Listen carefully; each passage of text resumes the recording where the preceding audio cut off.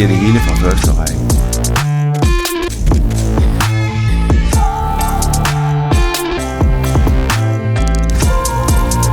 Ja, han skal stoppe.